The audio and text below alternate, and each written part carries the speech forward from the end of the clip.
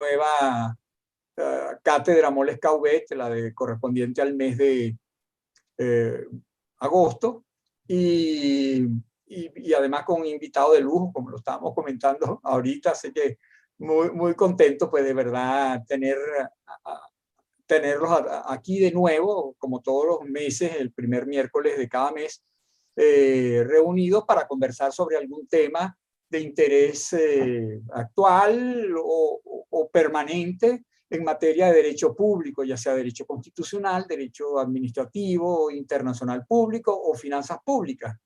En el día de hoy es digamos, especial en el sentido de que es un tema que cubre varias de esas disciplinas, ¿no? Porque está el tema, y además por alguien que domina todas esas disciplinas también, porque ya les voy a hablar de él, pero es una persona que se ha dedicado al derecho administrativo desde sus inicios, pero también al derecho tributario, que terminó siendo, digamos, ocupándole lo mayor o lo mejor de su atención, pero resulta que ahora nos sorprende también dedicándose al internacional público y haciéndolo con toda la solvencia con que lo ha hecho en las otras áreas también, ¿no? Y así que, de verdad, pues, faltaría el derecho constitucional, pero como dicen por ahí que el derecho constitucional, el derecho administrativo no es sino el derecho constitucional en práctica, en vivo y en directo, con la realidad, pues también, obviamente, todo administrativista obviamente tiene que tener una base de derecho constitucional. De tal manera que entonces hoy es una fiesta para nuestro instituto, nuestra cátedra Moles Cauvet, recordando al maestro Moles Cauvet, fundador de nuestro instituto, y que le da el nombre pues, a estas jornadas, estas reuniones mensuales, para que no nos olvidemos de él. Bueno, nosotros no nos olvidamos de él, nadie se olvida de él, porque de verdad él dejó su impronta en todo lo que, en su obra y a las personas a quienes formó, porque fue un maestro verdaderamente, ¿no? Entonces, bueno, repito, tenemos un ciclo de encuentros, muchos de ustedes ya están habituados a eso, y para este ciclo de encuentros contamos con la invalorable colaboración de Universitas Fundación, que bueno, en realidad yo tendría que decir casi que fue Julio Pérez quien me condujo, me convenció de que teníamos que salir, que no le tuviera miedo pues a incursionar en estas lides cibernáuticas, como digo a veces en broma, porque contamos con el apoyo de ellos y digamos todo su know-how que es invalorable. Así que bueno, nada, pues aquí estamos de nuevo. El día de hoy vamos a tocar un tema que de alguna manera ya hemos visto en alguna de las reuniones pasadas. Tuvimos en su momento a Juan Carlos Sainz, que nos habló siempre desde la perspectiva jurídica, porque eso es lo nuestro, obviamente los temas jurídicos están vinculados a otros temas políticos, históricos, etcétera, pero la perspectiva fundamental del instituto es la jurídica, ¿no? Y el tema del exequivo, la reclamación por el territorio exequivo, que es un tema que tenemos que insistir en él, es un tema fundamental para todos los venezolanos. Para esta reunión de hoy yo invité a los que siempre invito, pues gente interesada en el derecho, pero también invité a otras personas, otros profesores, de otras disciplinas, porque como venezolanos tenemos que estar involucrados en este tema del exequivo, del que siempre hemos hablado, pero que a veces no estamos como demasiado bien enterados, ¿no? En sus aspectos más precisos y más técnicos. Hoy entonces vamos a hablar de un tema que es fundamental, o sea, es fundamental. Si uno está hablando de una reclamación territorial, tiene que pensar, ¿por qué cada una de las dos partes reclama? Debe tener algún título, debe tener algo en que apoyarse para fundamentar su reclamo, su petición, su expectativa. Y entonces el análisis de los títulos en los cuales se funda la reclamación, hecho de una manera que me parece a mí bien equilibrada, porque no se dedicó Gabriel Ruán a hablar de los títulos de Venezuela solamente, ¿no? Sino los títulos de ambas partes, como tiene que ser un juez. Cuando el juez va a resolver una controversia, no tiene que ser territorial, de cualquier tipo de controversia que va a resolver un juez, lo hace analizando los alegatos y el fundamento de esos alegatos que tiene cada una de las partes, además las pruebas, obviamente. Entonces, porque un alegato sin pruebas es como que si no existiera, o sea, no tiene el juez cómo valorar si aquello que se está diciendo tiene algún fundamento, ¿no? Entonces, de eso se trata hoy, ¿no? Justamente el análisis de los títulos en los cuales se puede basar entonces cada una de las partes al hacer el reclamo territorial que nos tiene aquí desde hace más de 100 años y que, bueno, por supuesto, bajo la perspectiva de un jurista, de alguien que analiza pues, cuál es el valor de los títulos, como si se tratara de una demanda de reivindicación, y si yo digo, eso es mío, no, tú dices que eso es tuyo, bueno, vamos a ver de verdad, tú seguramente tendrás un título, el otro tiene un título, vamos a ver, el juez dirá cuál de los dos títulos prevalece y por qué jurídicamente tendrá que explicar por qué él considera que uno de los títulos prevalece frente al otro. Bueno, de eso se trata, de eso nos va a hablar Gabriel y bueno, que es una persona, ya les decía, pues que se ha dedicado desde su, no desde que estaba estudiando, porque estábamos recordando ahorita que él fue auxiliar de investigación del Instituto de Derecho Privado, no público, igual que yo. Entonces ahí entramos juntos, éramos compañeros de estudio y entramos juntos al Instituto de Derecho Privado. Pero el Instituto de Derecho Privado, además el maestro Melichorcine, que estaba a su cabeza, pues era una escuela de derecho en sí mismo. Y el derecho privado, bien entendido, es el derecho propiamente dicho, bueno, es decir, el derecho común, pues están los rudimentos que luego le permitirán a uno ser un buen penalista, un buen mercantilista, un buen administrativista. Y bueno, entonces él comenzó allí en el Instituto de Derecho Privado, pero luego siempre se ha dedicado al derecho público, estuvo en la Procuraduría, que era otra escuela en su momento, cuando él estuvo allí, era otra escuela de derecho administrativo. Además, el aprendizaje haciendo, pues, porque allí había que aprender para poder hacer los dictámenes y para poder asumir posiciones y para poder defender los intereses de la República y del Estado, pues, venezolano en general. Bueno, entonces allí pues ya se fue deslizando hacia el derecho público y después lo siguió haciendo. Y hoy en día pues está en la cúspide de su carrera intelectual en la Academia de Ciencias Políticas y Sociales y allí se ha ocupado mucho de este tema del que nos va a hablar hoy. Allí me lo contaba en estos días justamente, ¿cómo fue que tú le llegaste a eso, Gabriel? Entonces me contaba que cómo le llegó. Justamente fue, como todo venezolano, interesado en el tema, pero luego ya con un interés más profesional, desde el momento en que en la academia se tomó como una bandera importantísima de la institución el mantener siempre viva pues la llama de la reclamación desde el punto de vista jurídico. No se trata entonces de sacar cañones ni armas ni para defender un territorio, sino jurídicamente cómo se hace para defender eso que es nuestro. Pues, o sea, que nosotros no tenemos ninguna duda de que es nuestro, pero bueno, para eso están los jueces y serán ellos los que digan hasta dónde es nuestro y hasta dónde no lo es.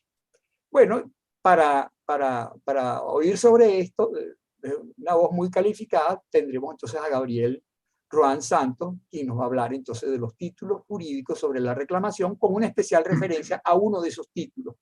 Póngale atención a ese porque es bien importante y bien curioso, ¿no? La prescripción adquisitiva como una forma de legitimar pretensiones con respecto al territorio que uno de los estados pretende tener frente a otro estado. Con nosotros entonces Gabriel, por favor, Gabriel. Muy buenos días a todos, amigos, amigas. Agradezco mucho la generosa presentación de Gustavo, mi antiguo compañero de estudio y de instituto. En realidad yo me siento en el Instituto de Derecho Público como en mi casa. Que bien saben que yo participaba pues de todas las actividades del derecho público. Y recuerdo mucho pues a todas las personas. No quisiera mencionarlas ahora porque se me escapa alguna y entonces hay problema. Pero de todos ellos guardo un gratísimo recuerdo. Se me ha pedido hablar sobre el controversial tema de los títulos de Venezuela y de la Gran Bretaña sobre territorio situado al oeste del río Esequibo, con especial referencia a su tratamiento convencional en el Tratado de Arbitraje del 2 de febrero de 1897 entre los Estados Unidos de Venezuela y el Reino de Inglaterra e Irlanda, cuyo objeto fue precisamente el arreglo amistoso sobre la cuestión surgida de la controversia por los límites entre Venezuela y la Guayana Británica. He pensado ser muy preciso en esta primera parte pues, de la sesión, de manera que luego sí podamos deambular un poco por otros temas o profundizar lo que ustedes hayan creído interesante. Cuando se hace mención de los títulos jurídicos de la reclamación, se hace referencia a los medios de adquisición del territorio de los estados en el derecho internacional y a los actos y hechos jurídicos que permiten establecer la soberanía sobre dicho territorio. Tradicionalmente, la doctrina del derecho internacional, con inspiración en el derecho civil, ha distinguido dichos medios de adquisición territorial en originarios y derivados, con base en el hecho de que los espacios hayan sido objeto o no de una adquisición anterior por parte de otro Estado. Vale decir, si los mismos han tenido el carácter de terra nullius o de terra alii en el momento de la adquisición. Por ello, se suele decir que la ocupación y la accesión de territorios son medios originarios, en tanto que la sucesión, la cesión y la prescripción son medios derivados. Sin embargo, la concepción de dichos medios no ha sido invariable, sino que ha sido objeto de interpretaciones, adaptaciones y modificaciones por parte de la jurisprudencia y doctrina internacionales. Si, por ejemplo, toda ocupación violenta o conquista ha sido rechazada por el derecho internacional, hoy en día no se admite. Y para ser válida una ocupación se ha requerido que haya sido consolidada por una posesión con animus occupandi, efectiva, pacífica y duradera del territorio, pero no necesariamente de buena fe. Veremos cómo se ha desarrollado esto. Los títulos que dan fundamento a las pretensiones de soberanía de Venezuela y de Guyana sobre el territorio de la Guayana Esequiba están compuestos por una cadena de actos y hechos muy conocidos con inicio en los tiempos del descubrimiento, la conquista y la colonia de América por parte de los reinos de España, Portugal, Holanda e Inglaterra, los cuales son continuados con otros hechos posteriores de ejercicio de soberanía territorial, además de aquellos de mera naturaleza posesoria por parte de particulares, sobre todo durante la colonia y la época republicana venezolana y el periodo histórico colonial de la Guayana Británica, que refuerzan las pretensiones de ambas partes sobre el territorio e incrementan la disputa. De dicha cadena tomaremos ahora solo los hitos principales.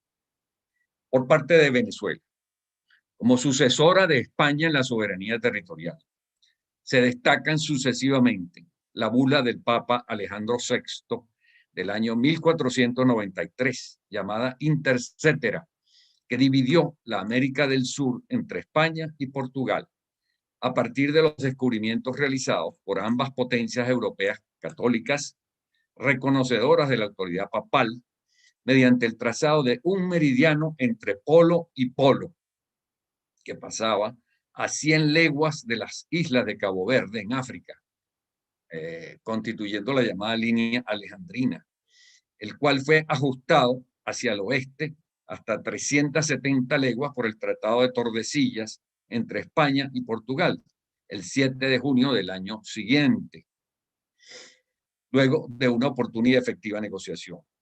A estos actos siguieron varios tratados que afinaron y demarcaron límites entre España y Portugal, entre los cuales resaltan los celebrados en 1750, 1777 y 1801, que distribuyeron entre estos dos reinos la región de Guayana, ubicada entre los ríos Orinoco y Amazonas.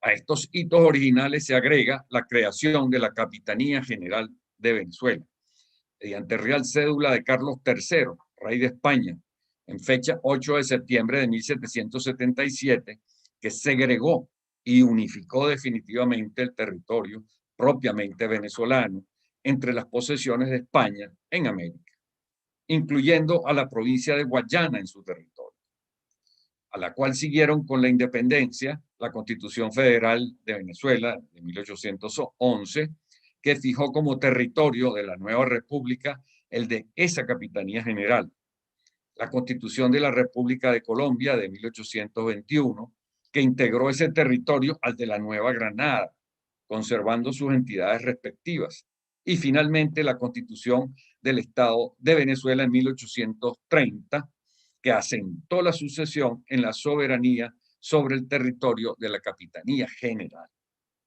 Como resultado de esta cadena de hitos, quedaba muy claro que la frontera oriental de la Guayana venezolana, provincia de Guayana, estaba situada en el río Esequibo, del cual se hace mención expresa o simple alusión, según el caso, en los actos nombrados y también en los mapas elaborados para describir los territorios españoles y colombianos, posteriormente venezolanos, e interpretar los confines de la Guayana pertenecientes a Venezuela, sin perjuicio de que los mapas por sí solos, y esto hay que tenerlo muy presente, no constituyen títulos, sino prueba de las aspiraciones de las partes, y especialmente hacen prueba contra aquel que los hubiera elaborado por su carácter original, precisamente, unilateral, pero en relación también con los hitos principales, se advierte que los representantes de la República de Colombia habían expresado por vía epistolar al gobierno inglés en varias ocasiones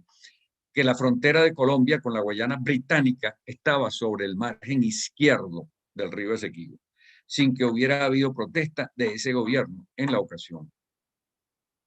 Para consolidar los títulos de soberanía de la República de Venezuela como sucesora de España, esto hay que recordarlo siempre, derivados como consecuencia de una guerra terrible de emancipación, el gobierno republicano obtuvo el reconocimiento del Estado venezolano por parte del Reino de España, el cual renunció con gesto que enaltece a esa nación a todos sus derechos sobre el territorio ocupado por la Capitanía General de Venezuela, mediante el Tratado de Paz y Reconocimiento de 1845, arduamente negociado por el plenipotenciario venezolano Alejo Fortique, con el auxilio del historiador Rafael María Baral, instrumento que limpió el carácter bélico de la adquisición y además abortó, y esto es muy interesante, el intento del gobierno inglés de adquirir por cesión de España el territorio de la Guayana Esequiba.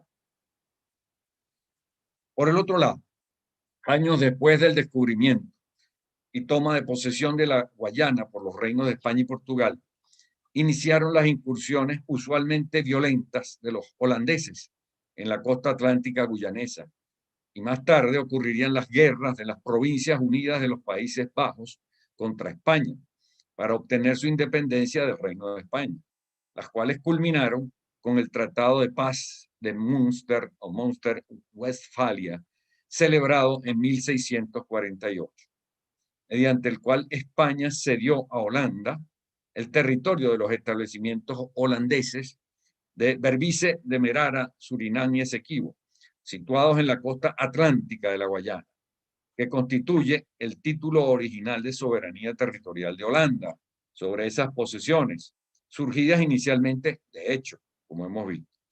Por virtud de este título, Holanda adquirió cerca de 20.000 kilómetros cuadrados de territorio al este del río Esequibo, nunca al oeste del mismo. Con posterioridad, los referidos establecimientos coloniales, con exclusión de Surinam, fueron cedidos a Inglaterra, junto con otras posesiones holandesas, mediante el Tratado de Londres del 13 de agosto de 1814. Esta fecha es importante. Al final de las guerras napoleónicas, según la documentada opinión del académico Carlos Álamo Ibarra, quien fue el primero que escribió con posterioridad, pues al lado de 1899 sobre esta materia, cuando ingresó a la Academia de Ciencias Políticas y Sociales. Decía Carlos Álamo que el dominio en el Esequibo adquirió Gran Bretaña en esta oportunidad lo determina el hidrógrafo J.M. North en su derrotero de la costa guayanesa y de la isla de Trinidad, publicado en Londres en 1828. La Guayana británica se extiende desde el río Quarentín, abajo, hacia el noroeste hasta el Esequibo, arriba. A lo que añade, al hacer dicha adquisición, gravitaba sobre el Gran Bretaña el formal compromiso contraído en Utrecht el 13 de julio de 1713, de conformidad con el cual esta nación, la inglesa, daría ayuda a los españoles para que los límites antiguos de sus dominios de América se restituyan como estaba en tiempos de Carlos II. Es un hecho que este compromiso no fue honrado posteriormente por Inglaterra. Los títulos en el Tratado de Arbitraje de 1897. ¿Cómo fueron manejados en ese tratado? Ahora bien, se hace necesario analizar cómo fue manejado el tema de los títulos de soberanía territorial de las partes contendientes. En el texto del Acta de Washington, como se le llamó originalmente, o Tratado de Arbitraje de 1897, para resolver amistosamente la controversia de frontera entre Venezuela y la Gran Bretaña, negociado efectivamente por los gobiernos de Estados Unidos y Gran Bretaña. Bueno, esto es una historia larga que en este momento omitimos. Según el artículo 3 del Tratado de Arbitraje, los árbitros debían investigar y cerciorar la extensión de los territorios pertenecientes a las provincias de los Países Bajos y al Reino de España respectivamente, respecto del área en disputa, que pudieran ser legítimamente, óigase bien, reclamados por aquellas oeste al tiempo de la adquisición de la colonia de la Guayana Británica, esto es en 1814, y determinar así la línea divisoria entre los Estados Unidos de Venezuela y la colonia de la Guayana Británica. Esta, vamos a decir, es la disposición de cabecera en ese tratado. Una simple interpretación gramatical del artículo 3 citado lleva a establecer que los árbitros debían, a partir de los títulos jurídicos de cada una de las partes, declarar el territorio perteneciente a España y a Holanda, causantes de la soberanía territorial respectiva, que de acuerdo con el derecho, y esto es fundamental, pudieran ser reclamados por Venezuela y por Inglaterra en su condición de sucesora y cesionaria, respectivamente, al tiempo de adquisición, o sea, 1814, no después, del territorio de la colonia por parte de la Gran Bretaña, con lo cual se fijaba claramente una fecha crítica, como se dice en derecho internacional, y luego determinar conforme a derecho, no adjudicar discrecionalmente la línea divisoria entre Venezuela y la Guayana Británica. No obstante, la precisa redacción anterior, el artículo 4 del mismo instrumento estipulaba unas reglas que debían aplicarse al caso, las cuales debían gobernar la conducta de las partes, además de los principios del derecho internacional, que no fueran incompatibles con dichas reglas. Fíjese que se cambia el orden. Dichas reglas eran las siguientes. En primer lugar, una posesión adversa o prescripción por el término de 50 años constituirá un buen título. Seguidamente, los árbitros podrán estimar que la dominación política exclusiva de un distrito, así como la efectiva colonización de él, son suficientes para constituir una posesión adversa o crear títulos de prescripción. En segundo lugar, los árbitros podrán reconocer cualquier fundamento válido conforme al derecho internacional, que los árbitros estimen aplicables al caso y que no contravengan las reglas precedentes. Finalmente, el artículo 4 dejaba al juicio de los árbitros los efectos de apreciar la ocupación de ciudadanos o súbditos de la otra parte según el derecho, la razón, la justicia o la equidad con ocasión de determinar la línea divisoria. Como ustedes ven, aquí hay una mezcla de elementos.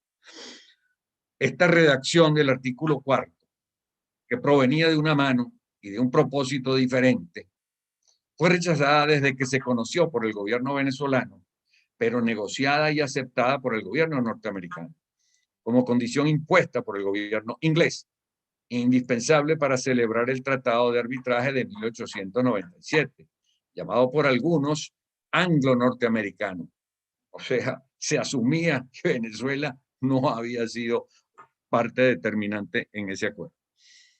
Se observa en la comparación del texto de ambos artículos del compromiso arbitral de 1897 una contradicción importante y grave, pues mientras en el artículo tercero las partes disponen preventivamente una investigación y comprobación que deberá realizar el tribunal sobre la legitimidad de los títulos de adquisición sobre la zona en disputa entre Venezuela y Gran Bretaña, a partir de las posesiones de sus causantes, es decir, el Reino de España y el de los Países Bajos, conducente a una decisión de la controversia territorial de acuerdo con los hechos jurídicamente relevantes y los principios del derecho internacional aplicables para la época. Esto también es interesante dilucidarlo, la cual tendría por objeto la determinación de la línea divisoria entre los Estados Unidos de Venezuela y la Guayana británica, y no la cultura de los árbitros, por supuesto. El artículo cuarto introduce, por oposición, unas reglas que parten de las posesiones de ambas partes sobre los respectivos territorios limítrofes, más allá de la adquisición original de los mismos, basadas en la dominación política exclusiva o en la efectiva colonización, erigiendo así a la posesión adversa a los títulos y a la prescripción en particular como medio de adquisición prevaleciente del dominio territorial, sin más requisitos que la duración mínima de 50 años, opacando o poniendo de lado los caracteres de la posesión adquisitiva configurados desde el derecho romano y perfilados por el Código Napoleón, al tiempo que se subordinaban los principios del derecho internacional a la condición de no contradecir la regla de la posesión adversa. Por este giro, en la redacción del compromiso, el ilustre ex canciller venezolano Isidro Morales Paúl afirmó: precisamente en la cláusula de prescripción radica la columna vertebral del problema. Pues a su juicio, o sea, del ex canciller, pretendía colocar el uti possidetis facti sobre el uti possidetis juris, o sea, las efectividades sobre los títulos históricos, con la finalidad de suplir los defectos de los títulos anglo-holandeses sobre el territorio disputado. Ya más o menos tenemos el cuadro de cómo llegó esta cláusula al compromiso arbitral. Es muy probable que Inglaterra buscara imponer su propio derecho positivo en la redacción del artículo cuarto del Tratado de Arbitraje, con la anuencia de otro país anglosajón, como los Estados Unidos, el cual privilegiaba la llamada posesión inmemorial como el título al cual debía darse preferencia en la confrontación de los títulos.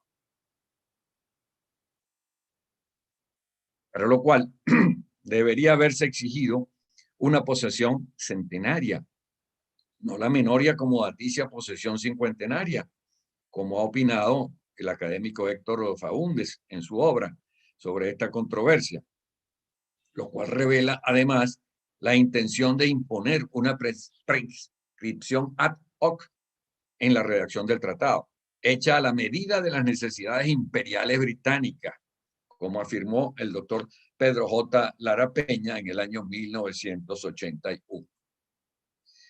A lo anterior se agrega que la llamada cláusula de prescripción del artículo cuarto del compromiso arbitral fue objeto de una doble interpretación. O sea que si ya la cláusula era un problema, su interpretación fue todavía mayor.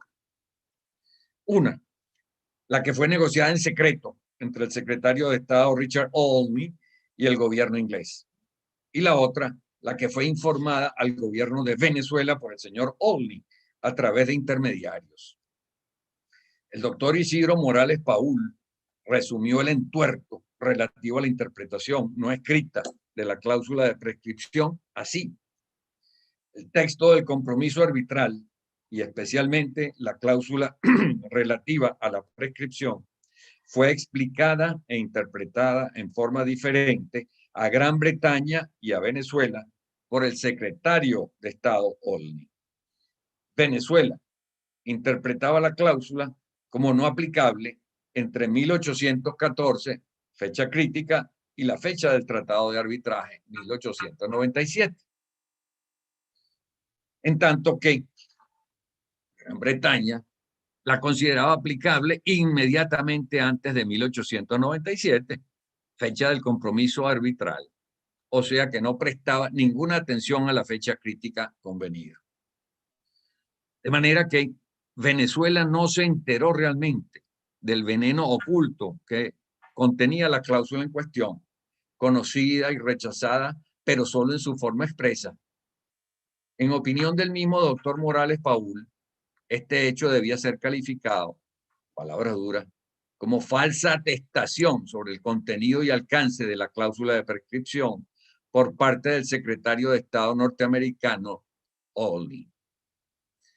Además, la interpretación británica de la cláusula era contraria abiertamente al Tratado de Statu Quo o Convenio de Statu Quo, celebrado en el mes de noviembre de 1850 entre ambos gobiernos, mediante un canje de notas, con el fin de apaciguar la tensión surgida entre las primeras anexiones británicas en el territorio esequibo.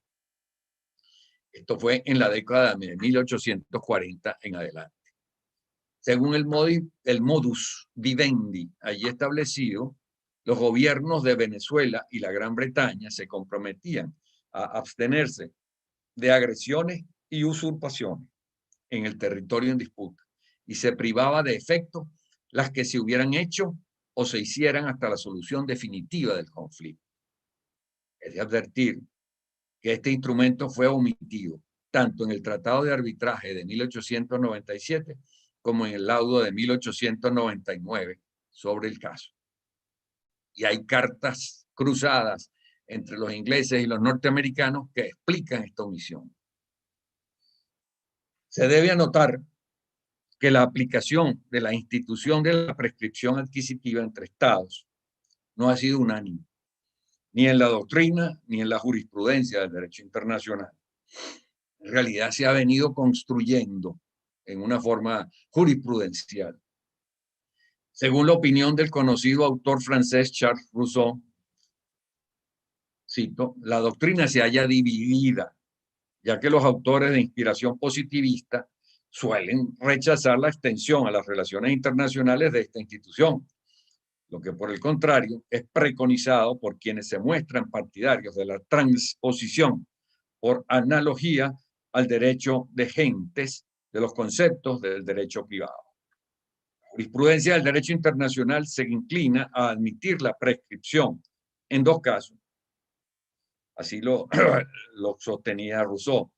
Uno, cuando hay discusión acerca de si el territorio ha sido abandonado por derelictio y en consecuencia si al momento de su ocupación se había vuelto a convertir en res nullius, que es prácticamente lo que sostenían los británicos. Y dos, cuando no ha habido notificación del establecimiento de la autoridad estatal. En estas dos hipótesis, la jurisprudencia internacional admite la prescripción si hubo silencio por parte del primer soberano y posesión tranquila, es decir, ejercicio efectivo, continuo y sin interrupción de la soberanía territorial por parte del Estado adquirente. Ciertamente que la prescripción como modo de adquisición de soberanía territorial ha tenido una concepción propia y controversial en el derecho internacional, que no coincide totalmente con la del derecho interno, inspirada esta última en el derecho privado, aunque compartan elementos esenciales. Según la jurisprudencia internacional, como se desprende de Rousseau, la noción de prescripción requiere, de una parte, el silencio del soberano afectado. Esto es fundamental. Y de la otra, un ejercicio efectivo, pacífico, continuo y sin interrupción por parte del ocupante.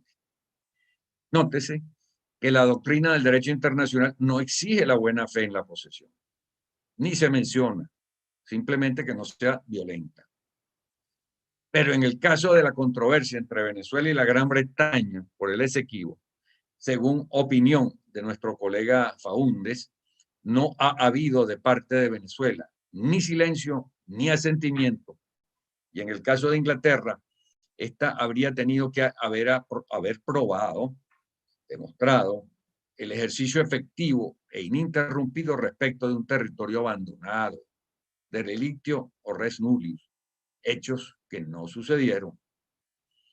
Cabe insistir en que la jurisprudencia internacional, aunque no ha dejado de exigir el control efectivo y el despliegue continuo y pacífico de la soberanía del Estado en materia de prescripción, en este caso destaca el antecedente del laudo de Isla de Palmas de 1928, ha sido especialmente exigente de la aquiescencia en el soberano original, lo cual se erige en un elemento sobresaliente.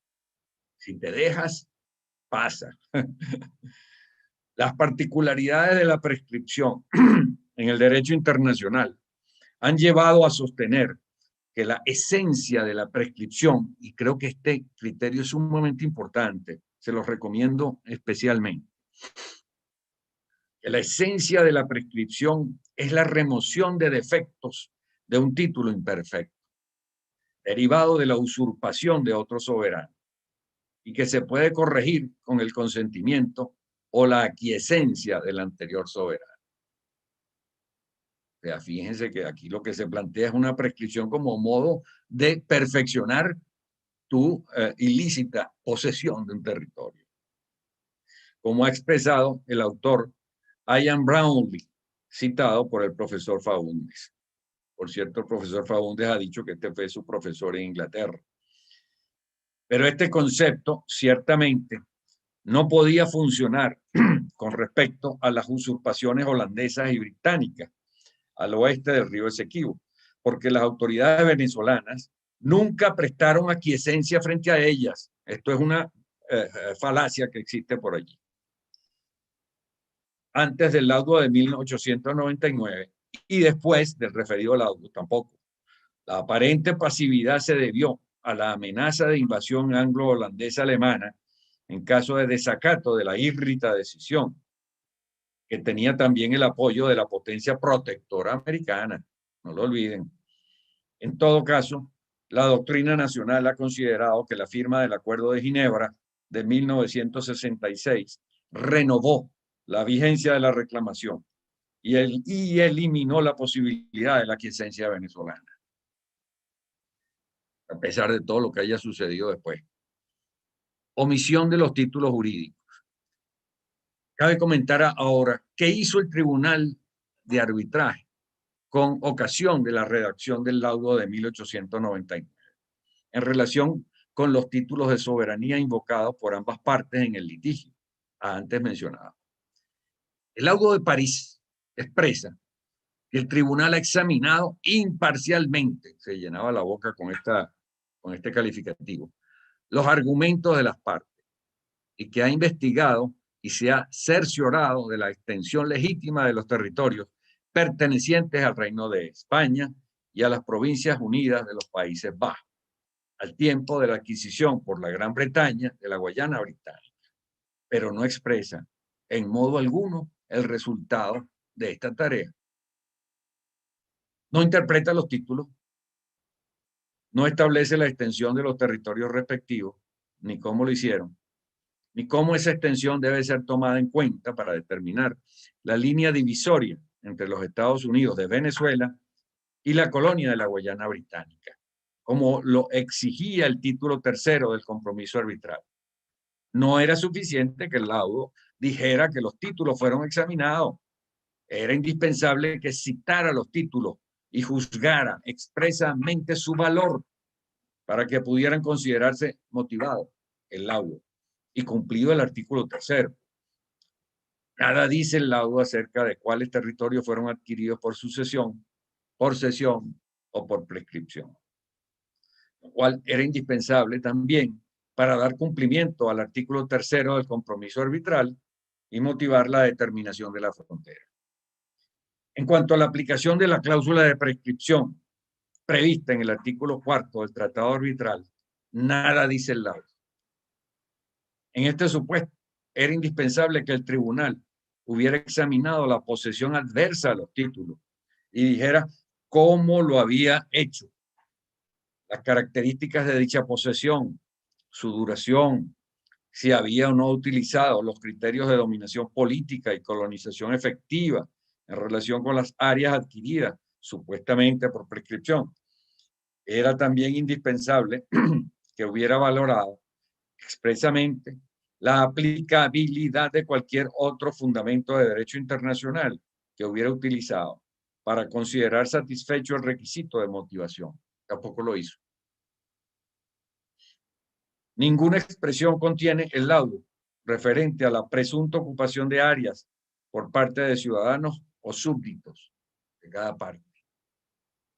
En fin, si acaso el artículo 4º del tratado arbitral sirvió de fundamento a la determinación de la línea fronteriza, ello nunca se sabrá con certeza jurídica, porque no hay motivación alguna que permita establecer el silogismo jurídico,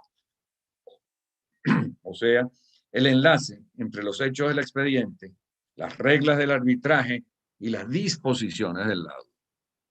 Esto configura una grotesca violación del tratado de arbitraje y del debido proceso, y sobre todo el derecho de defensa de las partes, sobre todo la parte perjudicada, las cuales tendrían que hacer una ardua pesquisa para conocer los motivos ciertos de la decisión.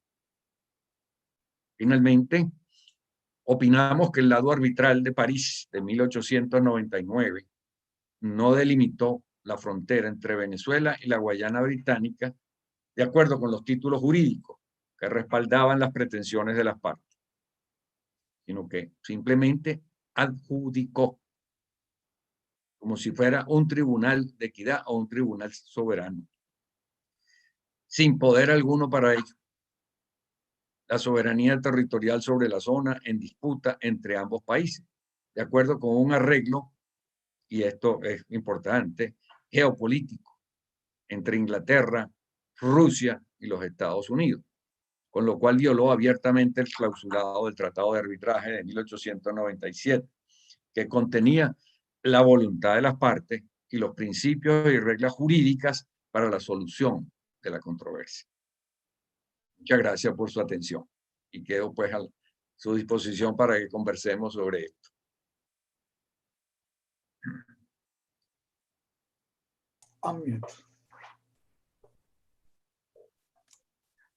Ok. Bueno, muchísimas gracias al profesor Gabriel Ruán por su clarísima y sintética, podríamos decir, enumerando los distintos hitos, los esenciales, dice él, de tal manera que muchísimos más que están por allí.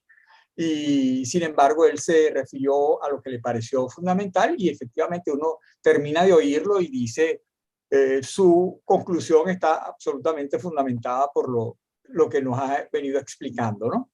Así que bueno, le agradecemos muchísimo al profesor Gabriel por esta clara exposición que a veces en los debates que se oyen sobre el tema del Esequibo pasa un poco por, bueno, el tema de la prescripción, honestamente, yo mismo se lo decía a Gabriel hace 3 meses, yo me enteré que eso existía, porque él me tuvo la amabilidad de enviarme un artículo que escribió para el libro homenaje al profesor Pedro Níquez, y me enteré yo, caramba, pero la cláusula de la prescripción, ¿pero qué es eso? ¿Qué prescripción? ¿De qué estamos hablando? ¿No? Yo siempre pensé que los títulos eran aquellos, los inmemoriales, pues aquellos donde originalmente tanto los europeos habían adquirido, pues España por un lado y digamos los del norte, las potencias del norte habían adquirido la parte más oriental.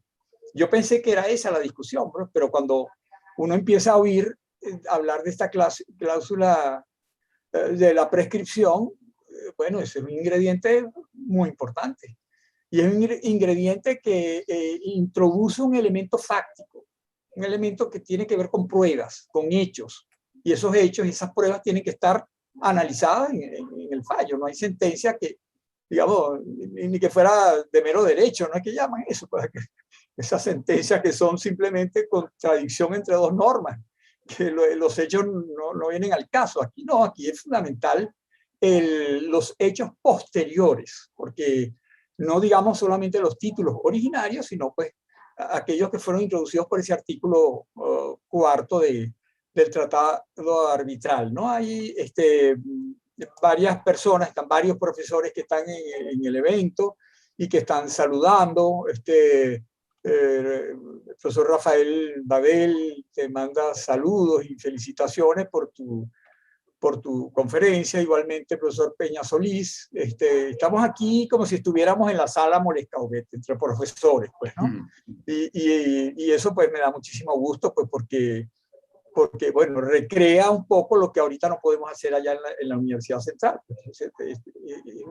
Es un espacio, la sala Molescaubet, que es como se llama el espacio donde nos reunimos, está ahorita inhabilitada, pues está vacía, pues lamentablemente, pero afortunadamente es ese el espacio que está vacío, porque lo estamos llenando a través de esta fórmula que nos brinda Universitas y quienes, digamos, como Gabriel, que probablemente no están en la nómina del instituto, pero que son gente del instituto. Eso es lo propio del instituto, siempre ha sido estar lleno de personas que desde su inicio como estudiantes y posteriormente se unieron al instituto bajo la sombra de Moles, bajo la sombra de Gruber Carías, bajo la sombra de los que han estado allí y que siempre entonces han mantenido ese cordón umbilical con el instituto. Entonces, bueno, estamos muy contentos pues de que estén también los profesores. Está Carlos Huefe, también es más de las generaciones más recientes. Juan Carlos Sainz, que estuvo acompañándonos hace poco, también pues más reciente. Él es del Instituto de la Nómina, digamos. Ahorita está de permiso, pero él es de los efectivos, pues, del personal del instituto. Y bueno, pero volviendo un poco a lo que nos señalaba Gabriel, les digo a los participantes que sin ningún tipo de temor, fájense a hacerle preguntas al profesor Gabriel Ruán, que está ahí prevenido al bate con muchas ganas de responderle todas las dudas que ustedes se les pueda plantear. Pero yo le planteo uno, aprovecho, digamos, hago abuso de mi posición de dominio actual, que es tener el micrófono, y le planteo justamente lo que la primera duda que yo me dije, me surgió pues cuando oí esto, le dije, pero bueno, ¿cómo admite Venezuela firmar un tratado en el cual le está diciendo, o sea, está aceptando el único título que podía en realidad Inglaterra utilizar para legitimar su pretensión, que eran los hechos posteriores a la delimitación inicial? El hecho, justamente lo que denunciaba Venezuela. Ustedes están invadiendo, están invadiendo, están invadiendo. Y ellos seguían invadiendo y seguían invadiendo, a pesar de las promesas de no seguir invadiendo y de declarar nulas esas invasiones. Sin embargo, ellos seguían invadiendo y bueno, luego en el tratado meten esa perla. Bueno, si hay una invasión y una ocupación efectiva por más de 50 años, pues eso vale también.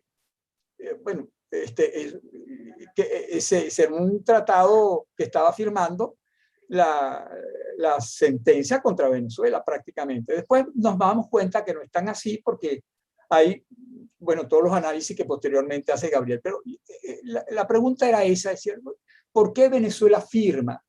Después yo leí, no es que no fue Venezuela el que firmó. Entonces, no, me gustaría un poquito que contextualizara justamente la firma del tratado, ¿no? O sea, ¿por qué lo llaman el tratado angloamericano? Que de repente no todo el mundo lo tiene tan demasiado claro, ¿no? ¿Por qué no, los que estamos peleando ahorita no fuimos parte de ese tratado? Bueno, yo creo que para explicarse eso hay que remontarse al trágico siglo XIX que vivió Venezuela.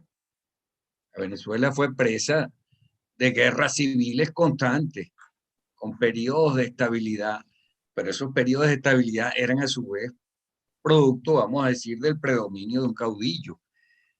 En este caso, uno de ellos, Antonio Guzmán Blanco, a quien hay que reconocerle un gran mérito en esta disputa, fue quien alzó la bandera del arbitraje para resolver la disputa, que había comenzado desde los años 40 y llegó a un convenio de tregua llamado statu quo, en el cual pues se prometieron ambas partes que no iban a continuar con las agresiones ni las anexiones, y que todo lo que se hiciera después de ese tratado no valía.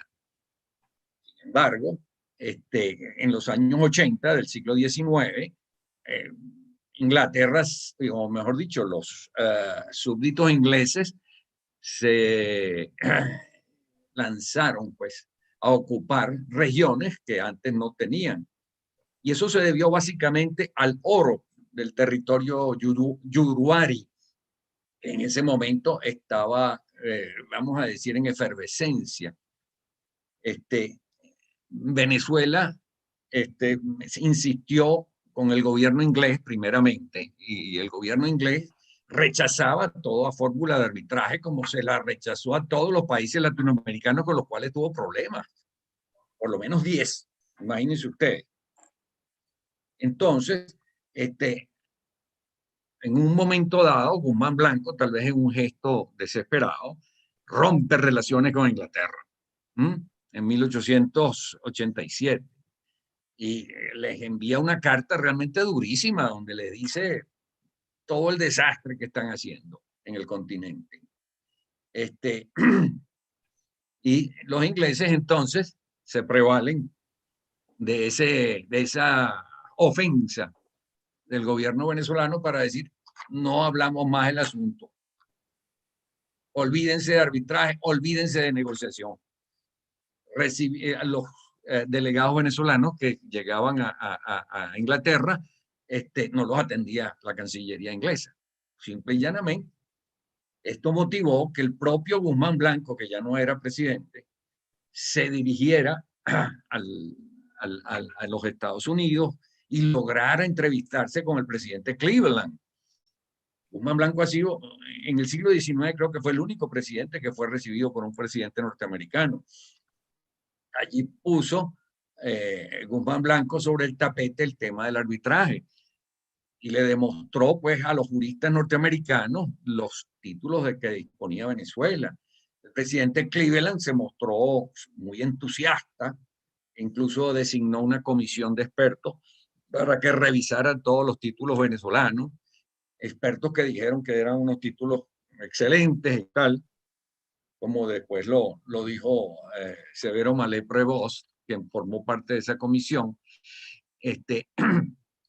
Y comienza entonces la presión de Estados Unidos sobre Inglaterra para obligarlos a ir a un arbitraje, sobre la base de que se estaba, vamos a decir, violando la doctrina Monroe con la intervención inglesa en los países o en los territorios de Hispanoamérica. Los ingleses, aunque no respetaban la doctrina Monroe, por supuesto, sí comenzaron a pensar en serio que los norteamericanos podrían tener una iniciativa bélica. Y los ingleses también, pues, porque eran la armada más importante de la época. Entonces, deciden entenderse como anglosajones entre ellos. En el mundo, además, ocurren una serie de circunstancias que hacen que los Estados Unidos tengan que ayudar a Inglaterra frente a otros imperios, vamos a decir, lejanos. Y entonces, finalmente, Inglaterra le dice, bueno, aceptamos el arbitraje, pero con estas condiciones. Si no, váyanse al demonio. Y allí es cuando comienza, vamos a decir, el tira y encoge, donde el jefe de, perdón, el secretario de Estado, Richard Olney,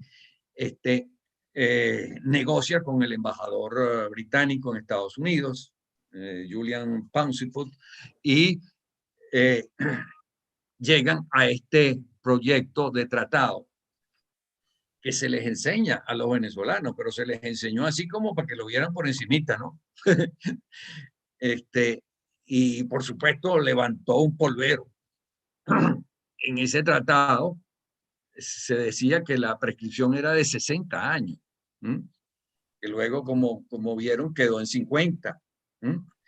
Además, los venezolanos entendían que eso no se refería a las anexiones recientes, las de los años 80, sino solamente a las anexiones de los años 40. Realmente esa interpretación quedó en secreto, vamos a decir, entre el secretario de Estado y las autoridades inglesas. Venezuela estaba en una minusvalía tal que sin la protección de Estados Unidos no hubiera podido hacerse el arbitraje. Y ya los ingleses iban camino de las bocas del Orinoco.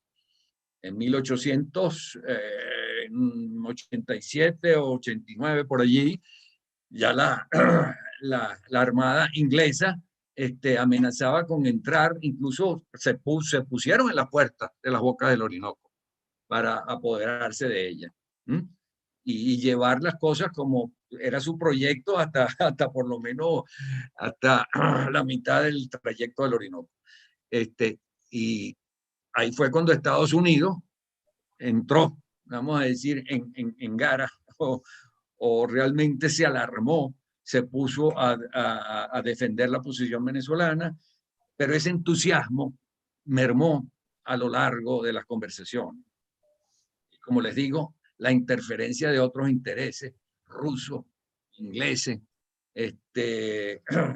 holandeses, europeos, etcétera, y sobre todo la amenaza alemana, llevó a Estados Unidos pues a hacer todos estos entendimientos con Inglaterra, basándose pues en la doctrina sobre todo del profesor Federico de Martens, profesor ruso de Derecho Internacional que en esa época tenía muchísimo prestigio, pero que realmente tenía unas concepciones muy geopolíticas de lo que debía ser el derecho internacional. No sé si esto responde tu pregunta, Gustavo. Sí, yo creo que sí, efectivamente, había que darle un poquito ese contexto porque de otra manera uno no entiende cómo es posible que se haya aceptado. Fue, digamos, verdaderamente un compromiso, pues ya agarrando, aunque sea fallo, más o menos se diría. Más o menos. ¿No? Por lo menos que nos defienda en algo, ¿no? De resto estamos desprotegidos absolutamente y todo. Hay, por cierto, una pregunta que proviene de Pompeyo Torrealba, alguien que ha escrito sobre el tema y que nos está oyendo, bienvenido. ¿Considera que hubo dolo en la actividad de formulación del tratado y posterior laudo o esto ocurrió de buena fe? Bueno, ahorita hablaste sobre la elaboración del laudo, ¿no? Del tratado, pues, ¿no? Pero él también pregunta sobre el laudo, ¿no? Sí, no sé si querrías añadir algo. En el laudo hubo una serie de vicios. Sí. Ya posteriores pues, a la formulación del compromiso arbitral. El laudo arbitral, como conclusión del proceso, no reproduce las discusiones que hubo internamente, ni los hechos que constan en el expediente. Partan de esta idea. El laudo tiene como unas 6 páginas. De esas 6 páginas, las primeras 3 páginas se las lleva la copia del compromiso arbitral, el texto, y otras invocaciones y tal. Y efectivamente se dedica a la solución del conflicto en 2 páginas y media. Imagínense la dimensión de ese conflicto que llegó a interesar a tantas potencias, resuelto en 2 páginas y media. Desde luego el dispositivo prácticamente. Ahí todo era escueto, desde luego. Y la jactancia esa de que era una decisión imparcial y que se habían tomado en cuenta todos los títulos, a eso le podemos aplicar aquel dicho de que dime de qué te jactas y te diré de qué careces. Tal cual. Desde luego que el laudo fue inmotivado. Pero no solo inmotivado, es que incumplió, vamos a decir, las cláusulas fundamentales del tratado arbitral. Además, durante el juicio hubo ocultamiento de pruebas. Ya les he mencionado algunas de ellas, como la interpretación esa que nunca se puso sobre el tapete se solicitó el mapa de la primera línea de Schomburg de 1835 y los ingleses se hicieron los locos y dijeron que había una razón de Estado para no mostrar esa prueba. Claro, en ese momento la aspiración inglesa se limitaba a unos 4.000 kilómetros cuadrados. O sea, Schomburg había rodado, vamos a decir, hacia el este, los límites, unos kilómetros, no más de 30 kilómetros. Y eso equivalía a unos 4.000 kilómetros, según dicen los historiadores. Venezuela hubiera estado dispuesta a ceder eso, según dicen algunos historiadores. Pero obviamente entre 4.000 kilómetros y 160.000 kilómetros hay una gran diferencia, ¿verdad? Sí, efectivamente. O sea, del laudo podemos hablar indefinidamente sobre sus vicios. Por cierto que el doctor Rafael Badel, aquí presente, va a dar una conferencia sobre ese tema en la academia que les recomiendo mucho. Yo me he referido a lo que ha sucedido antes del laudo, que es el tema, vamos a decir, que quiero poner sobre el tapete. Hay un punto, no sé si tratarlo ahora, es el problema de la motivación. Si quieres, yo te pregunto, perdona, Gabriel, efectivamente sí. yo veo que hay como dos momentos, ¿no? Está todos los preparativos antes del laudo y tú has preferido dedicarte justamente a eso previo, ¿no? Lo que el laudo ha debido tomar en cuenta, digámoslo así, ¿no? Así podemos comprender probablemente mejor luego el tema del laudo y quizás le podrías dedicar a eso, pero hay algunas preguntas un poquito previas o digamos alrededor más bien de todo esto que estamos hablando de cómo se forjó el tratado arbitral, ¿no?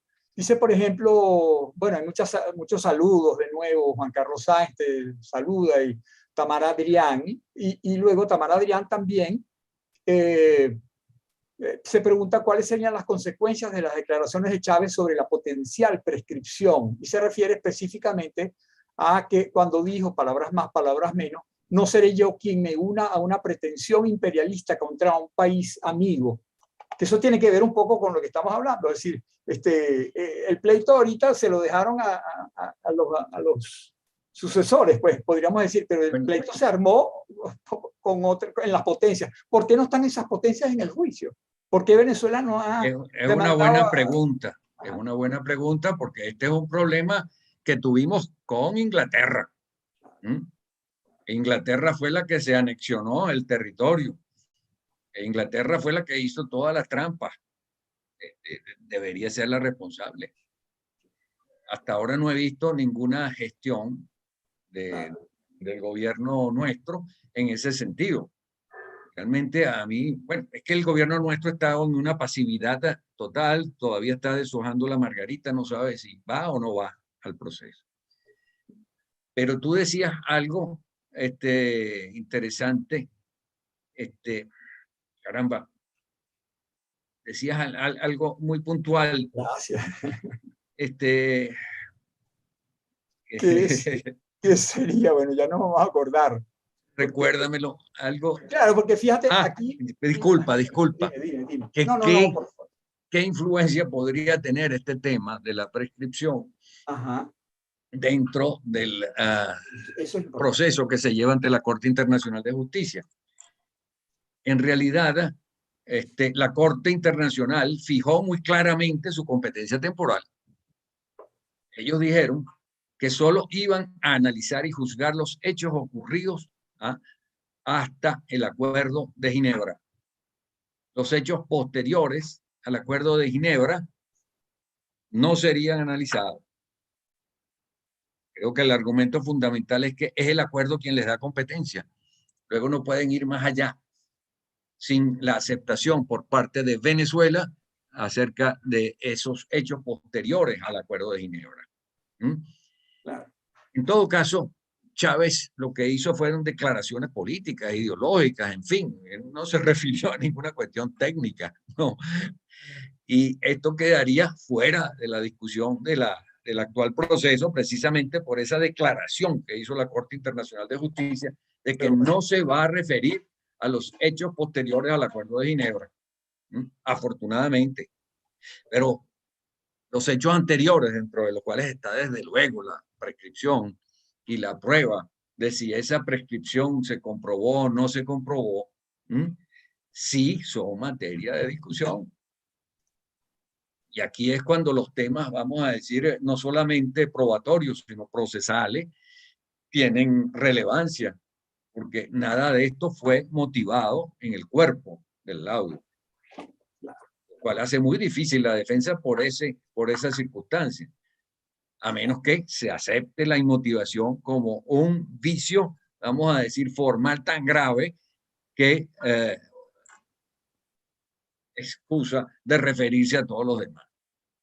Claro, que él solo permita anular el laudo como, bueno, como hacen los jueces venezolanos, pues si hay motivación, pues nula la sentencia, habrá que dictar una sentencia, pero es que no se le puede ni siquiera atribuir vicios a la sentencia cuando no dice nada, pues hubo omisión de pruebas, hubo, o sea, ¿cómo se llama eso? Cuando hay contradicción entre lo alegado. Sí, hubo de todo. No lo podemos saber sencillamente porque lo que hubo al final fue, como lo ha dicho Gabriel al final, fue una especie de adjudicación. Bueno, esto es de ustedes. ¿Por qué? Bueno, nosotros lo tenemos inspectores, nosotros sabemos por qué, pero ustedes no tienen por qué saberlo. ¿Cómo que no, no tenemos por qué saberlo? Claro que hay que saber por qué es que ustedes piensan que hasta ahí llegan los límites, pues, porque ya se les fijaron reglas para que lo determinaran. ¿Y cumplieron con esas reglas o no? ¿Cómo vamos a saberlo si ni siquiera sabemos cuál fue el criterio que utilizaron para llegar a esa conclusión?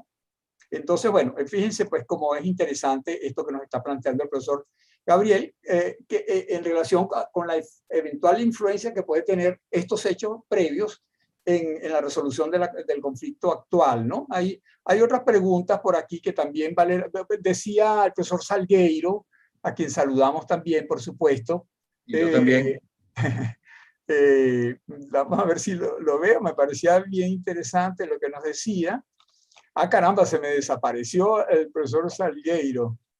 Bueno, ya lo voy a encontrar, pero hay una pregunta que nos hace un alumno mío de la Escuela de Estudios Políticos, es politólogo, y me parece bien. Te saludo, Guillermo. Voy a hacer la primera pregunta, porque se me olvidó decirles que las preguntas deben estar vinculadas al tema, y la segunda en realidad no lo está. En otra reunión de repente podríamos tratarlo, ¿no? Pero la primera pregunta sí. ¿Cuál es tomando en cuenta las relaciones de poder dentro de la geopolítica de los tiempos de hoy, cuál es el escenario de desenlace que usted ve más probable en el caso de Guayana, vista las relaciones actuales? Pues, ¿tiene en alguna este idea? momento yo me apoyo mucho en las opiniones pues, de los expertos. Y el gobierno venezolano está deshojando la margarita. A pesar de todos los sólidos argumentos jurídicos de que dispone la oposición venezolana, están dejando pasar el tiempo. No se ve un trabajo efectivo de búsqueda de todas esas pruebas. Es posible que ya estén en la Cancillería, pero indudablemente que en los archivos ingleses y norteamericanos debe haber una multitud de documentos que permiten desmontar la validez de ese laudo. Y sobre todo provenientes de fuentes de los mismos países involucrados, que es lo que más llama la atención.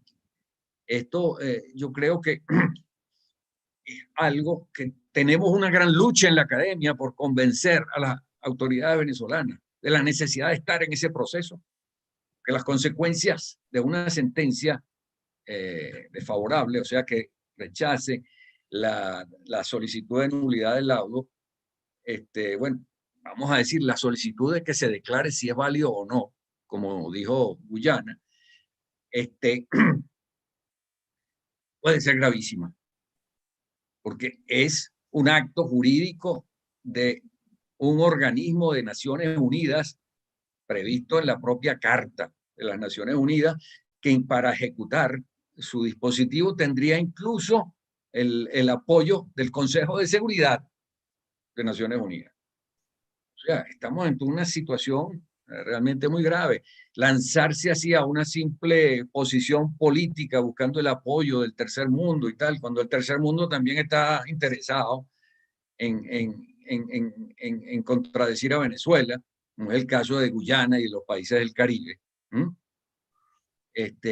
Señores, es necesario la toma de conciencia acerca de la necesidad de defender esto jurídicamente y no políticamente como se pretende hasta ahora.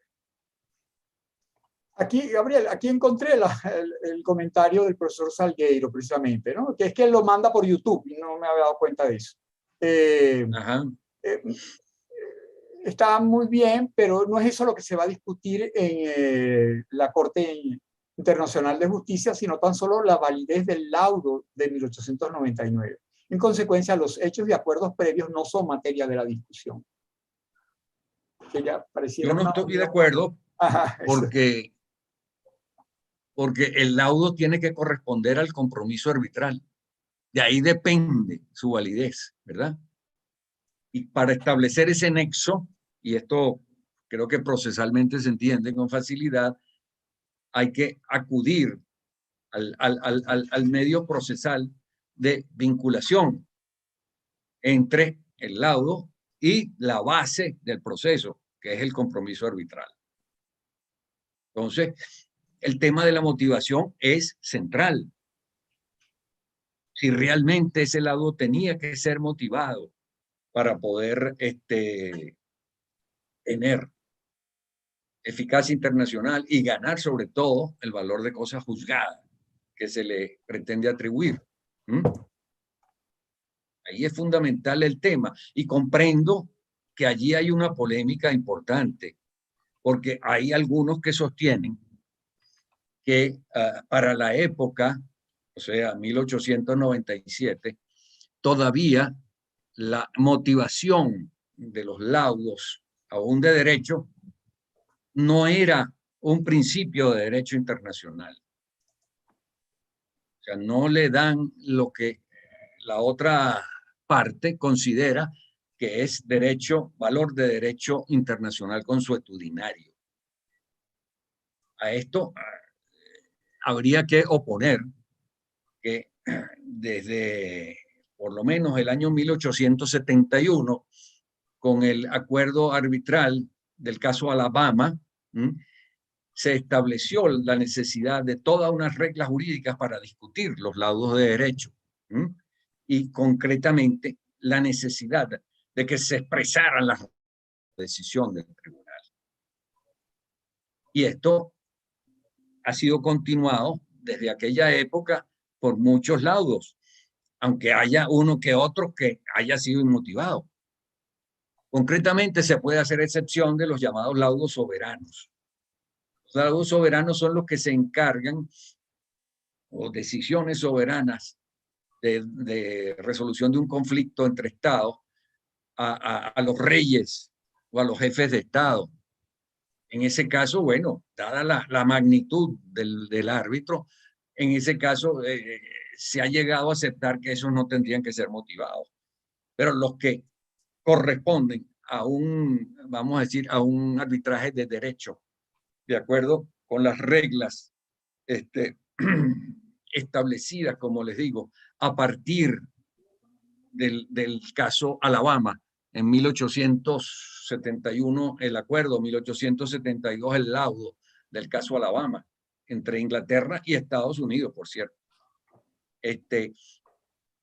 Si se sigue claramente esa tendencia, se llegará a la conclusión de que las convenciones de 1899 y de 1907 relativas a los modos de arreglo judicial o concretamente de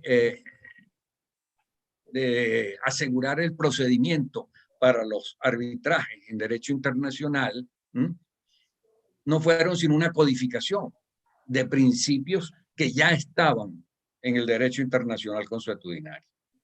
En este sentido, tenemos la opinión del doctor que ya acabo de mencionar, bueno, el doctor Carlos Sosa Rodríguez, el gran primer presidente de la Asamblea de Naciones Unidas que tuvo Venezuela, el doctor Isidro Morales Paul, que lo defiende a capa y espada, el profesor Faúndez, que lo razona de una forma admirable pues, en sus trabajos. En fin, yo creo que hay magníficos argumentos de tipo procesal que podrían ser válidos frente a la pretensión guyanesa que lo que quieren es precisamente establecer si el laudo arbitral de 1899 era válido o no era válido. Y eso tiene que ser necesariamente de acuerdo con las reglas que lo regían. Obvio. Exacto, si no, ¿con base en qué se va? ¿Con base en qué se va a determinar si es válido o no es válido? Claro. Exacto. Bueno, La otro acuerdo invalidez es la contrariedad a la norma. geopolítico. Sí, exacto. Sí, pero la invalidez es una condición que se tiene, que adquiere un acto por la contrariedad con las normas que lo regían. Si no, no es inválido. Claro. Entonces, exacto. Entonces, hay una pregunta que nos hace Wilfredo Monsalve. Con tantos elementos a favor de Venezuela, ¿le parece que la mejor opción en el contexto actual es participar activamente en la Corte Internacional de Justicia? Me parece que ya lo has dicho. Mira, lo que te pregunta es que sí, habiendo tantos elementos favorables a Venezuela, no sería, digamos, la mejor opción participar activamente para hacer valer esos elementos. Me parece que ya has contestado un poco porque te has pronunciado por la afirmación, ¿no? Y es la posición de la Academia de Ciencias Políticas y Sociales. Claro, que es bien válida, que además yo creo que eso ayuda un poco a Venezuela también, que en el contexto actual también, que vean que sobre estos temas hay unidad, pues es decir, que no es que hay alguien, no es que está el gobierno por un lado y otros por el otro lado, no, sino que hay una posición institucional, toda Venezuela está unida en torno a este tema, pues, ¿no? Eso me parece a mí, de verdad, que sería una actitud bien, bien positiva hacia Venezuela, ¿no? Hay una pregunta también técnico-jurídica de Juan Carlos Sainz Bordo. Ya te había saludado, Juan Carlos, si no, pues mi saludo muy cordial. Desde la También lo perspectiva, saludo. Juan Carlos, te mandan saludos por aquí. Desde la perspectiva del derecho civil como principio general del derecho, ¿qué posibilidad vería de una contrademanda por parte de Venezuela al Reino Unido? Y te saluda, ¿no? ¿Captaste bien, Gabriel? Sí, Okay. en realidad ese es un tema de los más difíciles, que no es solo político, ¿no? Sino jurídico. O sea, habría que estudiar bien el estatuto y el reglamento de la Corte Internacional de Justicia, pero entiendo que esos estatutos y ese reglamento están inspirados y siguen muchas reglas de la teoría procesal general. En muchos casos hasta son más rigurosos. O sea, yo creo que una contrademanda hasta ahora no ha sido negada por nadie en particular, sino que realmente con ocasión de la respuesta que debe dar venezolana a la posición de Guyana, podría, tal vez por la vía de una citación de terceros interesados en el conflicto, ¿no? O involucrados, no interesados. Se podría dar. Pero esta es una parte técnica procesal internacional que realmente yo dejaría a los verdaderos expertos que en su mayoría están en el exterior.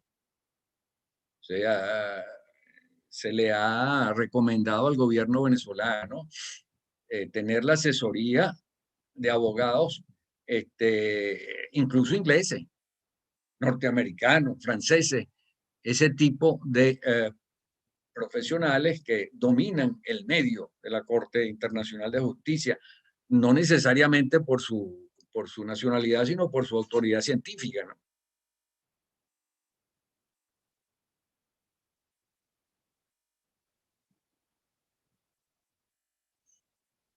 creo que está silenciado, Gustavo. Gracias, menos mal.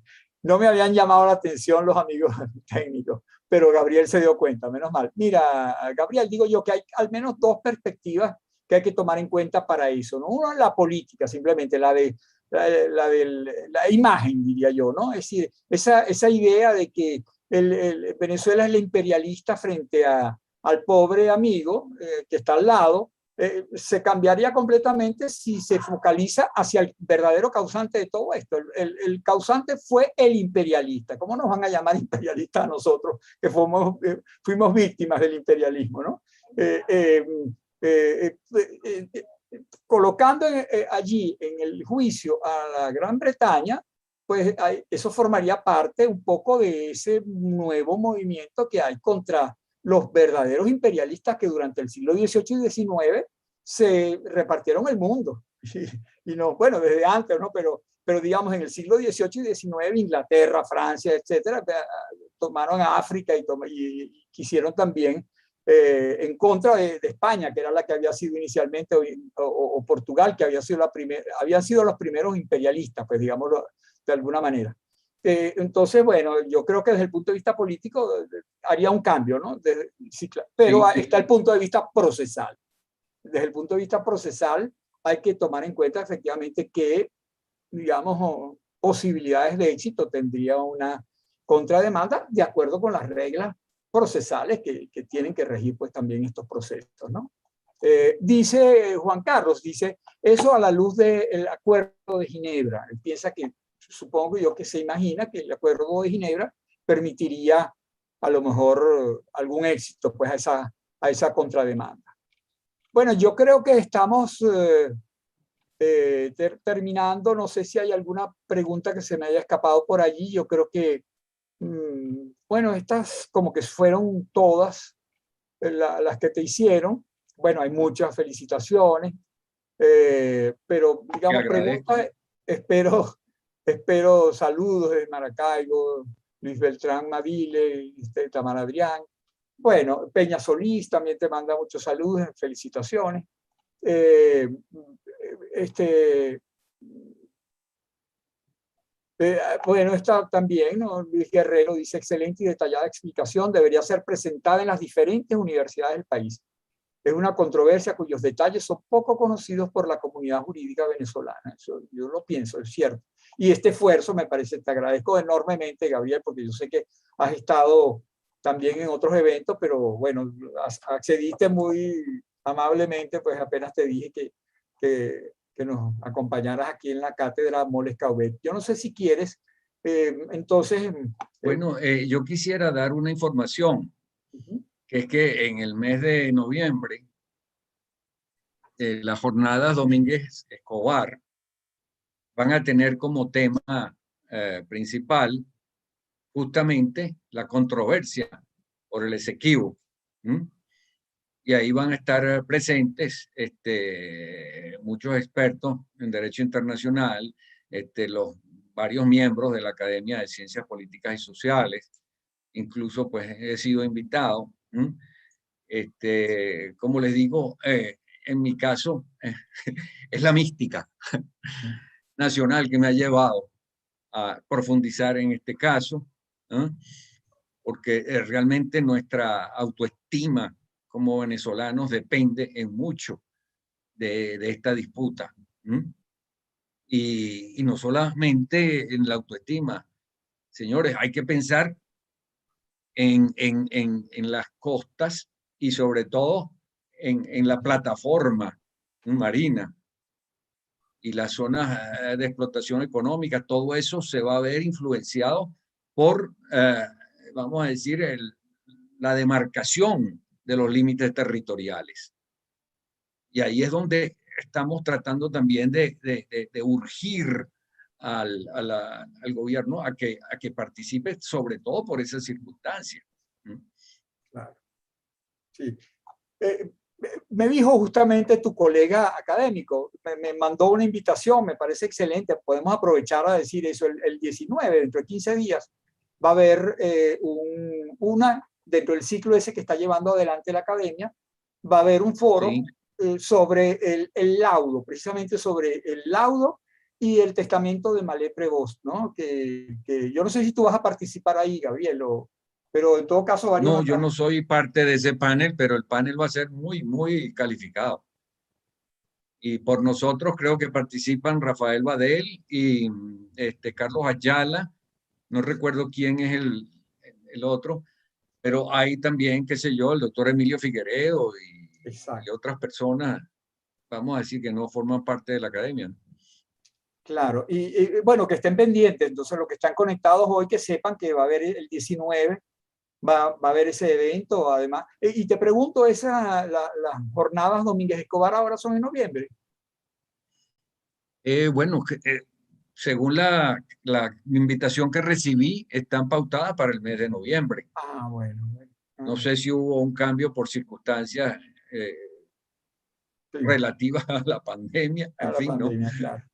Claro, claro, efectivamente. Y Bueno, creo pero que van a estaremos, ser, ¿cómo es que se llama? Fundamentalmente telemáticas también. claro, claro. Eso ayuda, pues eso no hay mal que por bien no venga, dirían los viejos de mi pueblo, ¿no? Porque, de verdad, esta fórmula nos permite pasar por encima de los obstáculos físicos que a veces traían inconvenientes para hacer este tipo de eventos. Ahora es mucho más fácil. Y bueno, nada, pues te agradecemos muchísimo, Gabriel, pues el que hayas venido a hablar con nosotros sobre un tema que has estudiado y además lo has estudiado muy bien. Pues me parece que está bien, bien explicado y que valdría la pena que los oídos de los que tienen que oír sobre esto los oigan y lo tomen en cuenta, porque eh, bueno, esos son elementos que deben ser tomados en cuenta luego para la defensa de nuestra posición, porque en eso estamos todos, en el mismo barco vamos todos y debemos remar hacia la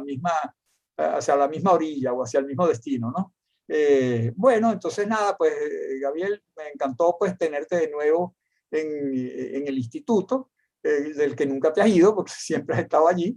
Y Y espero bueno, que lo tengan así en cuenta. es como es, así es como es. Así que, y nada, pues agradecer muchísimo de nuevo también a Julio Pérez Geraterol, que está aquí con nosotros como siempre.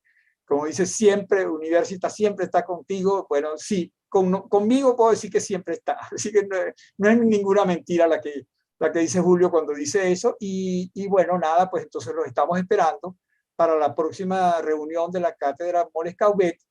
Tenemos en principio el primer miércoles de septiembre, con toda seguridad como lo estamos haciendo, pero habíamos pensado de repente, y eso habría que hablarlo con Julio, porque él es un poco el anfitrión, si pudiéramos adelantar ahora en el mes de agosto, eh, eh, en el tema electoral, porque las elecciones van a ser en noviembre, entonces de repente esperar a hablar sobre el tema electoral en octubre y eso a lo mejor ya es un poco tarde, ¿no? Quizá podríamos, pero eso lo vamos a cuadrar y ya les anunciaremos con detalle si efectivamente hay una intermensual, una jornada adicional por allí. Bueno, nada, pues a los que se conectaron el día de hoy, participaron con sus preguntas, sus comentarios, sus observaciones, pues les estamos también muy agradecidos. Y nada, pues nos vemos el próximo, en todo caso, el primer miércoles del mes de septiembre. Muchas gracias y hasta luego. Muchas gracias. Hasta luego también. Saludos a todos.